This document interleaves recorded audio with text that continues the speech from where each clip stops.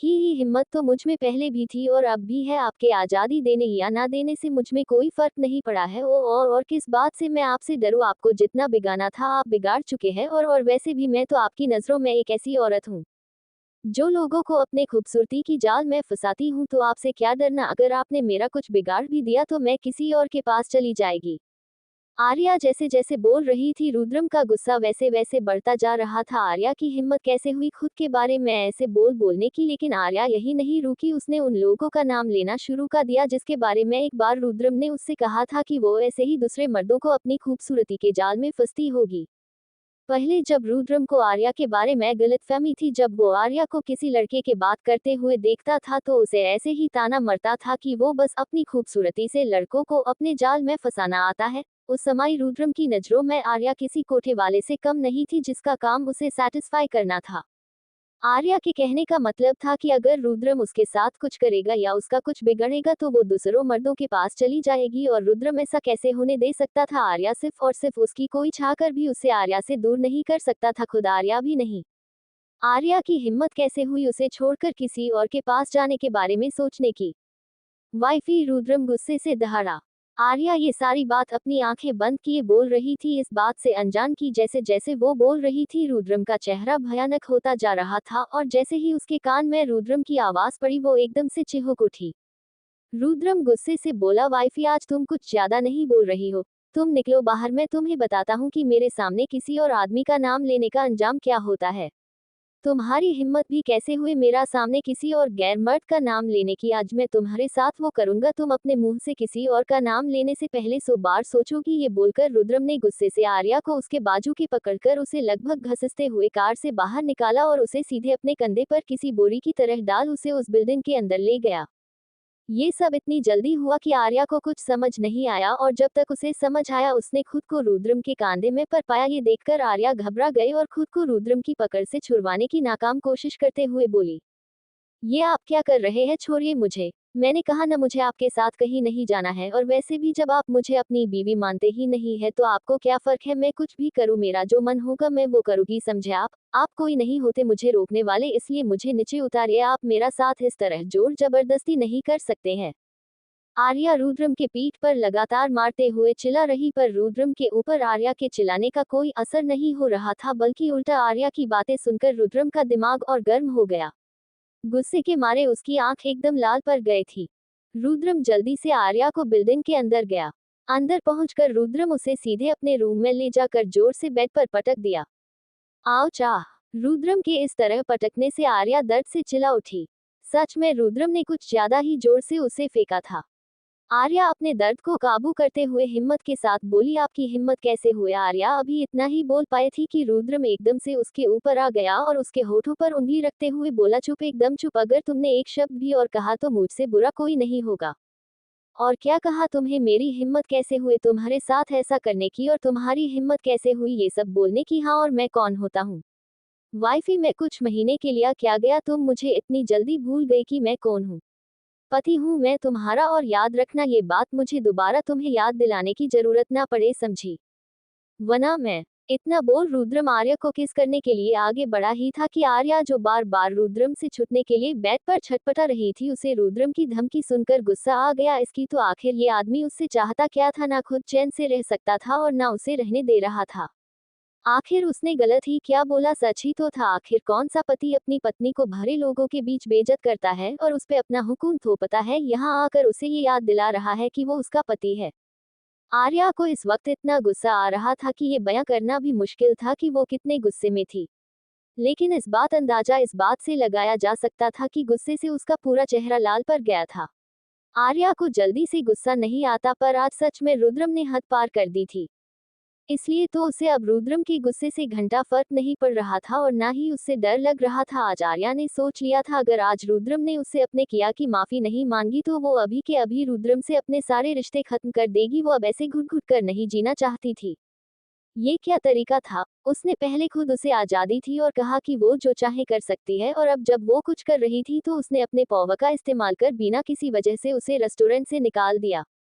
आर्या इस बात से गुस्सा नहीं आया थी कि रुद्रम ने उसे रेस्टोरेंट से निकाल दिया, बल्कि वो इस बात से ज्यादा गुस्सा थी कि उसने ऐसा करने से पहले एक बार भी उससे नहीं पूछा, जैसे उसका कोई लेना देना ही नहीं था। उसे उसकी भावना की कोई कद्र नहीं थी। वो बस एक बार बोल देता कि उसे उसका वहाँ काम करना पसंद नहीं है तो वो खुद वो नौकरी छोड़ देती। वैसे भी उसने बस टाइम पास के लिए ये जॉब ज्वाइन किया था, पर नहीं, इस आदमी को बस अपने मन करना होता था, उसे किसी दूसरे से कोई मतलब नहीं था।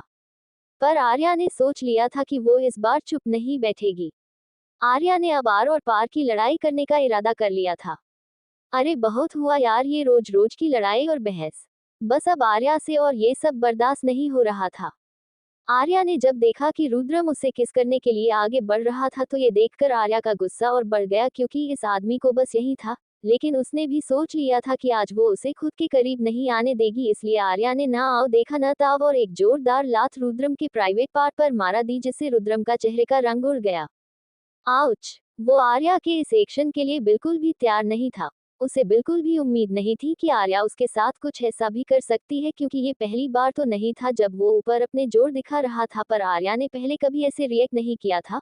वो चीखती थी, चिल्लाती, पर कभी उसने उस पर हमला नहीं किया था।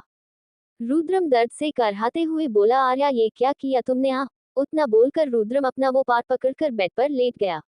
रुद्रम को उस जगह इतना दर्द हो रहा था कि वो अपने शब्दों में बयां नहीं कर सकता था। दर्द से उसका पूरा चेहरा पीला पड़ गया था। आर्या जल्दी से बेड से उठी और उसने वही टेबल पर पड़ा ग्लास का जार उठा लिया अपनी सेफ्टी के लिए। आर्या ने एक नज़र रुद्रम की तरफ देखा जो दर्द में करहा रहा था। आर्या को खुद उम्मीद नहीं थी वो ऐसा कुछ कर देगी, पर उसे कुछ तो करना ही था रुद्रम को खुद से दूर करने के लिए, और उस समय उसके दिमाग में इससे अच्छे आइडिया नहीं आया, लेकिन फिर भी उसने इस बात का ध्यान रखा था कि वो रुद्रम को ज्यादा जोर से न मारे। उसे ये बात अच्छे से पता था कि अगर उस जगह पे उसने ज्यादा जोर से मार दिया और उसे कुछ हो गया तो उसके क्यूट क्यूट से बच्चे का क्या होगा। वो कुछ भी हो जाए पर अपने आने वाले बच्चे को नहीं मत सकती थी। भले ही वो गुस्से में थी, पर फिर भी वो उसका पति था, वो उसे ज्यादा चोट कैसे पहुंचा सकती थी, वो भी उस जगह पर बिल्कुल भी नहीं। रुद्रम बेड से उठा और आर्या के पास जाते हुए गुस्से से बोला, आर्या तुम्हारी हिम्मत किसी हुई मुझे उस जगह मारने की? तुम्हें पता भी है कि अभी क्या हो सकता था? आर्या ने जब रुद्रम को अपने पास आते हुए देखा तो वो ग्लास का जार रुद्रम को दिखाते हुए बोली, मेरे पास मत आना, मैं बोल रही हूँ पास मत आन, वरना मैं आपका सर फोड़ दूंगी। दूर रहिए मुझसे, मुझे आपसे कोई बात नहीं करनी है। आर्या क्या तुम पागल हो गई हो? पहले तुमने मुझे मारा और उससे भी तुम्हारा मन नहीं भरा तो तुम मुझे इससे मरने की बात कर रही हो? क्या आज तुम्हारा मेरी जान लेने का इरादा है? रुद्रम आर्या के करीब आते हुए बोला, उसका गुस्सा भी इस समय काफी तेज था। मैंने कहा ना, दूर रहिए मुझसे, मैं सच बोल रही हूँ कि मैं आपको मार दूंगा। आर्या रुद्रम को मारने का नाटक करते हुए बोला। उकोश, उसका ऐसा सच में करने का कोई इरादा नहीं था। आखिर रुद्रम जैसा भी था उसका पति था, वो अपने ही पति को कैसे मार सकती थी, वो भी इस खतरनाक चीज से? तो बिल्कुल भी नहीं। वही आर्या की बात सुनकर रुद्रम अपनी जगह पर रुकते हुए बोला, ठीक है मैं नहीं आ रहा तुम्हारे पास अब, खुश। हालांकि रुद्रम को डरने की कोई जरूरत नहीं थी, क्योंकि आर्या चाहे भी तो उसका कुछ बिगाड़ नहीं सकती, क्योंकि वो मार्शल आर्ट में ब्लैक बेल्ट था और उसके लिए इन सब हमलों से बचना बच्चों का खेल था। लेकिन रुद्रम को आर्या की फिक्र थी, उसे डर था कि कहीं इस हाथापाई में कहीं आर्या को चोट न लग जाए। अब रुद्रम आर्या के साथ क्या करेगा? प्लीज आप सब मुझे कमेंट करके बताएं कि आपको आर्या और आरोही की स्टोरी में से किसकी स्टोरी सबसे अच्छी लग रही है, या दोनों ही स्टोरी अच्छी है और किस स्टोरी को इम्प्रूवमेंट की जरूरत है। अब आगे क्या होगा रुद्रम और आर्या की जिंदगी में, जानने के लिए पढ़ते रहिए मेरी ये novel reborn of devil little wife, सिर्फ और सिर्फ पॉकेट एफएम पर। आज के लिए इतना ही, आगे जानने के लिए नेक्स्ट एपिसोड पढ़िए and please like comment and share जरूर कीजिए। एंड प्लीज आप लोग आपने रिव्यू जरूर दीजिएगा कि आपको मेरी ये स्टोरी कैसे लगी। Please please. रुद्रम बेड से उठा और आर्या के पास जाते हुए गुस्से से बोला, आर्या तुम्हारी हिम्मत किसी हुई मुझे उस जगह मारने की? तुम्हें पता भी है कि अभी क्या हो सकता था? आर्या ने जब रुद्रम को अपने पास आते हुए देखा तो वो ग्लास का जार रुद्रम को दिखाते हुए बोली, मेरे पास मत आना, मैं बोल रही हूँ पास मत आन, वरना मैं आपका सर फोड़ दूंगी। दूर रहिए मुझसे, मुझे आपसे कोई बात नहीं करनी है। आर्या क्या तुम पागल हो गई हो? पहले तुमने मुझे मारा और उससे भी तुम्हारा मन नहीं भरा तो तुम मुझे इससे मरने की बात कर रही हो? क्या आज तुम्हारा मेरी जान लेने का इरादा है? रुद्रम आर्या के करीब आते हुए बोला, उसका गुस्सा भी इस समय काफी तेज था। मैंने कहा ना, दूर रहिए मुझसे, मैं सच बोल रही हूँ कि मैं आपको मार दूंगा। आर्या रुद्रम को मारने का नाटक करते हुए बोला। उकोश, उसका ऐसा सच में करने का कोई इरादा नहीं था। आखिर रुद्रम जैसा भी था उसका पति था, वो अपने ही पति को कैसे मार सकती थी, वो भी इस खतरनाक चीज से? तो बिल्कुल भी नहीं। वही आर्या की बात सुनकर रुद्रम अपनी जगह पर रुकते हुए बोला, ठीक है, मैं नहीं आ रहा तुम्हारे पास अब, खुश। हालांकि रुद्रम को डरने की कोई जरूरत नहीं थी, क्योंकि आर्या चाहे भी तो उसका कुछ बिगाड़ नहीं सकती, क्योंकि वो मार्शल आर्ट में ब्लैक बेल्ट था और उसके लिए इन सब हमलों से बचना बच्चों का खेल था। लेकिन रुद्रम को आर्या की फिक्र थी, उसे डर था कि कहीं इस हाथापाई में कहीं आर्या को चोट ना लग जाए। वहीं दूसरी तरफ आरोही को जब होश आया तो उसने अपने आप को एक अंधेरे कमरे में पाया। पहले तो उसे कुछ समझ में ही नहीं आया कि वो कहाँ है। चारों तरफ बहुत अंधेरा था, जिससे उसे कुछ भी दिखाई नहीं दे रहा था और साथ ही साथ उसका सिर भी घूम रहा था। आरोही अपना सिर पकड़ते हुए बोली, ये मेरा सिर इतना दर्द क्यों कर रहा है और मैं कहाँ हूँ, यहाँ इतना अंधेरा क्यों है? आरोही चिल्लाते हुए बोली, कोई है क्या? यहाँ यहाँ इतना अंधेरा क्यों है? प्लीज कोई मेरी मदद करो। पर आरोही को कोई जवाब नहीं मिला। आरोही को कुछ भी समझ नहीं आ रहा था, ये उसके साथ क्या हो रहा है। आरोही ये सब सोच रही थी कि तभी उसे धीरे धीरे सब याद आने लगा। उसे याद आया कि वो तो कॉलेज में थी और वॉशरूम गई थी और उसके आगे का उसे कुछ भी याद नहीं आ रहा था। आरोही खुद से ही बोली, मैं कॉलेज में थी तो फिर यहाँ कैसा आए और मुझे कुछ याद क्यों नहीं आ रहा है? ये सब सोचकर आरोही को अब डर लगने लगा था। वो समझ गए कि कुछ ठीक नहीं है, जिस वजह से उसे घबराहट भी हो रही थी। रूम में अंधेरे होने की वजह से उसे समझ भी नहीं आ रहा था कि वो कहाँ है। थोड़ी टाइम बाद जब उसकी आंखें उस अंधेरे में एडजस्ट हो गई तो उसे कुछ कुछ दिखाई देने लगा था। तभी उसकी नजर दरवाजे पर गए। ये देखकर वो खुश हो गए। उसे लगा वो वहां से किसी को अपनी मदद करने के लिए बुला सकती हैं। पक्का उसकी आवाज सुनकर कोई उसकी मदद करने तो जरूर आ जाएगा। वो धीरे से गेट के पास गए और जोर जोर से दरवाजा खटखटाने लगी और बोली, कोई है क्या यहाँ? मुझे बाहर निकालो, मैं यहाँ रूम के अंदर बंद हूँ। क्या किसी को मेरी आवाज सुनाई दे रही है? प्लीज मेरी मदद करो।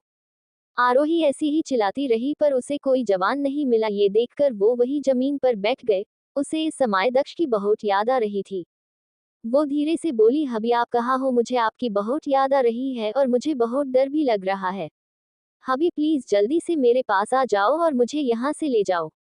मुझे यहाँ बिल्कुल भी अच्छा नहीं लग रहा है। ये बोलते हुए उसके आंख में आंसू आ गए। आरोही अपने आप को मजबूर दिखने की कितनी भी कोशिश क्यों न करती हो, पर अंदर से उसका दिल अभी भी वो मासूम ही था। आरोही की आंखें से सामने कुछ धुंधली चीजें नजर आने लगे, जिसे देखकर आरोही ने कसकर अपनी मुट्ठी भींच ली। आरोही के साथ पिछले जन्म में भी कुछ ऐसा ही हुआ था। उस समय भी ऐसा ही किसी ने किडनैप कर लिया था और उसका लगभग रेप ही दिया था। वो तो अच्छा हुआ कि उस समय दक्ष सही समय पर आ गया, वरना वो सोच भी नहीं सकती थी कि उसके साथ क्या हो सकता था। आरोही को इस बात का ही डर लग रहा था कि कहीं इस जन्म में भी उसके साथ कुछ वैसा ही न हो जाए। उस समय वो बच गई थी, पर जरूरी नहीं थी हर बार उसकी किस्मत उस पर मेहरबान हो। वही दूसरी तरफ दक्ष एक मीटिंग में था कि तभी उसका फोन बजा। दक्ष ने एक नज़र अपनी फोन की तरफ देखा और अननोन नंबर देखकर उसने कॉल को इग्नोर किया और वापस से मीटिंग पे ध्यान देने लगा। वही फोन की आवाज सुनकर सब हैरानी से कभी दक्ष की तरफ देखते तो कभी उसके फोन की तरफ, जैसे उन्होंने कोई अजूबा देख लिया हो। उन्हें विश्वास नहीं हो रहा था कि दक्ष ने मीटिंग में भी अपना फोन ऑफ नहीं किया था, क्योंकि दक्ष का ये रूल था कि मीटिंग रूम में आने से पहले सबको अपना फोन ऑफ करना होगा। और ये कंपलसरी था और सबको ये ऑर्डर फॉलो करने ही होता था। अगर गलती से भी मीटिंग के दौरान किसी का फोन बजा तो समझ लो आज उस आदमी का इस कंपनी में आखिरी दिन है, क्योंकि दक्ष को काम के बीच में डिस्टर्ब बिल्कुल भी पसंद नहीं थी। पर बोलते हैं ना, बॉस तो बॉस होता है, वो रोल बना भी सकता है, उसे तोड़ भी सकता है और उसे कोई कुछ बोल भी नहीं सकते हैं। वैसे तो दक्ष हमेशा मीटिंग रूम में आने से पहले अपना फोन स्विच ऑफ कर देता था, पर जब से उसकी शादी हुई थी उसने खुद का ही ये रूल तोड़ दिया था। अगर आरोही ने कभी उसे कॉल किया तो ये सोचकर तब से वो हमेशा अपना फोन ऑफ रखता था, यहाँ तक कि वो मीटिंग में भी अपना फोन ऑन रखता था। वैसे भी उसके फोन में सिर्फ आरोही का ही नंबर सेव था, इसलिए वो और किसी का कॉल वैसे भी रिसीव नहीं करता था। थोड़ी देर बाद फिर से फोन बजने लगा और फिर से वही नंबर फ्लैश हो रहा था। ये देखकर दक्ष ने अपने वंश की तरफ एक नजर देखा। अपने बॉस का इशारा समझकर वंश जल्दी से दक्ष का फोन लेकर मीटिंग रूम के बाहर चला गया। वंश के जाने के बाद दक्ष ने एक नजर सबकी तरफ देखा, जो आंखें फाड़े उसे ही देख रहे थे। दक्ष की नजरें देखकर सब हड़बड़ा गई और फिर जल्दी से फिर से मीटिंग चालू हो गई। वही मीटिंग से बाहर आकर वंश ने एक गहरी सांस ली क्योंकि वो अंदर बहुत डर गया था जब उसने किसी के फोन की आवाज सुनी थी। उसे तो आज पक्का किसी न किसी की समात आए है और उस आदमी को अब इस दानव से कोई नहीं बचा सकता है। पर जब उसने देखा कि वो फोन दक्ष का है तो और हैरान हो गए। वैसे भी जब से दक्ष की शादी आरोही से हुई थी उसे ऐसे शौक की आदत हो चुकी थी, आए दिन उसे झटके लगते ही रहते थे। वंश ने फिर जल्दी से कॉल रिसीव किया। उसे समझ नहीं आ रहा था कि कौन है जो बॉस को इस टाइम पे डिस्टर्ब करने की हिम्मत कर रहा था, क्योंकि सबको पता था कि दक्ष अपने काम को लेकर कितना सीरियस था और उसे उस टाइम किसी की डिस्टरबेंस बिल्कुल भी पसंद नहीं थी। इसलिए जब वो ऑफिस में होता था कोई भी उसे कॉल नहीं करता था सिवाय आरोही के, क्योंकि आरोही सबसे अलग थी, उस पे ये सब रूल लागू नहीं होते थे। और अगर किसी को दक्ष से कोई जरूरी बात भी करने होती थी तो वो वंश को कॉल करते थे, न कि सीधा दक्ष को। पर जिस पे कॉल आया था वो दक्ष का पर्सनल नंबर था जो गिने चुने लोगों के पास ही था, इसलिए वो समझ गया था कि पक्का कोई इंपॉर्टेंट बात ही होगी वरना कोई भी इस टाइम दक्ष को कॉल नहीं करता। ये सब सोचकर उसने कॉल रिसीव कर लिया था। पर कॉल रिसीव करने के बाद जैसे ही उसने सामने वाले की बात सुनी उसकी आंखें खौफ में फैल गई। वंश ये सब सुनकर बुरा तरह घबरा गया कि आरोही को कुछ हो गया है और वो कहीं भी मिल नहीं रही है। इसका क्या मतलब है? अगर आरोही कॉलेज में नहीं है तो कहाँ है? ये सब सोचकर वो पसीने से पूरा तरबतर हो गया। उसे अच्छे से पता था कि दक्ष आरोही के लिए कितना प्रोटेक्टिव है। आरोही को थोड़ी सी भी खरोच भी आ जाए तो वो गुस्से से पागल हो जाता था और यहाँ तो आरोही कहीं गायब हो गए थी। अब पता नहीं दक्ष क्या करेगा।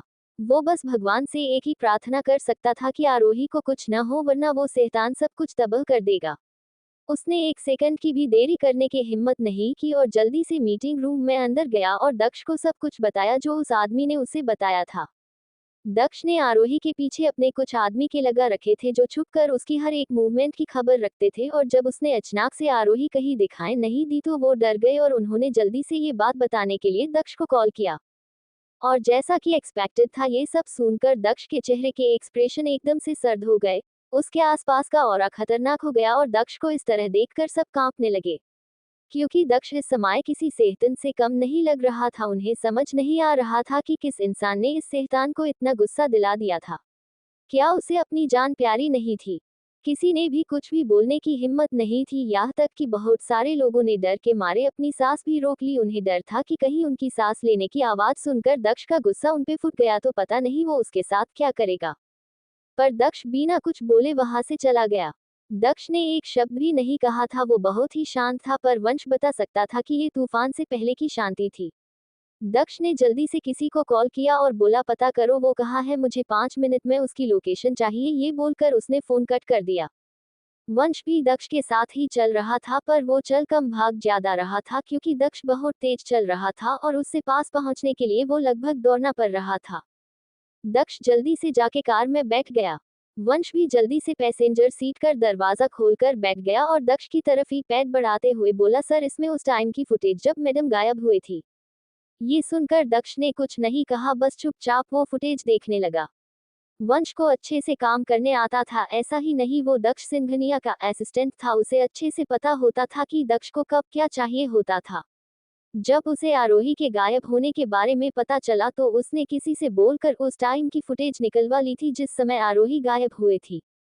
दक्ष ने फुटेज देखा और जैसे जैसे वो फुटेज देख रहा था उसकी आंखें लाल होते जा रही थी। वो उन लोगों को छोड़ेगा नहीं जिसने उसकी वाइफ को किडनैप किया था। उनकी हिम्मत कैसे हुए उसकी वाइफ को हाथ लगाने की। दक्ष को ये बिल्कुल भी पसंद नहीं था कि कोई उसकी चीज को छुए, और उन लोगों ने तो उसकी प्यारी बीवी को छूने की हिम्मत की थी। पर सबसे पहले दक्ष आरोही से मिलकर देखना चाहता कि वो ठीक तो है, न उसे कहीं चोट तो नहीं आए है। फिर बाद में वो उनके साथ क्या करेगा वो डिसाइड करेगा। अब दक्ष आगे क्या करेगा और किसने आरोही को किडनैप किया था, अब आगे क्या होगा दक्ष और आरोही की जिंदगी में, जानने के लिए पढ़ते रहिए मेरी ये novel reborn of devil little wife, सिर्फ और सिर्फ पॉकेट एफएम पर। आज के लिए इतना ही, आगे जानने के लिए नेक्स्ट एपिसोड पढ़िए and please like comment and share जरूर कीजिए। एंड प्लीज आप लोग आपने रिव्यू जरूर दीजिएगा कि आपको मेरी ये स्टोरी कैसे लगी। Please please dot